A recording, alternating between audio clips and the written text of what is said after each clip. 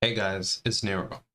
Welcome to chapter 3, action items. Now, like I said, it's crucial that you get these down and you answer these questions because they will lead to a reinforcement and internalization, which then leads to manifestation.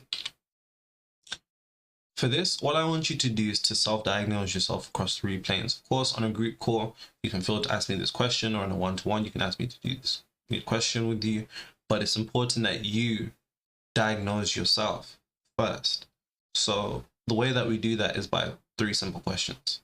Have you been living from the frequency of the end? So have you been thinking from the position of the attainment of your reality? So not thinking of it, but thinking from it, viewing the world from the perspective at being at that monthly revenue level, that stock exchange listing, that startup, that investor acquired, that contract secured, whatever it is.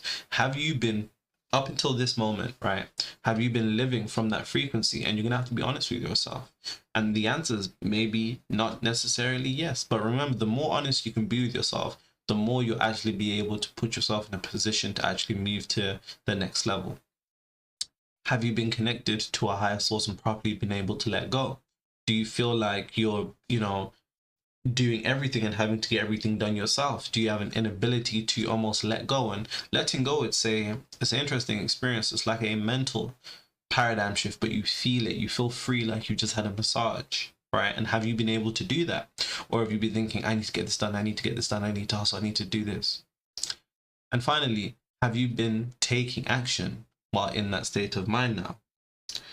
When you're taking the action that you've been doing, whether it's following up with people, outbounding, setting things up, getting your presentations acquired, whatever it is, have you been taking action while operating from the frequency of the end and from the frequency of being let go and knowing that everything is done?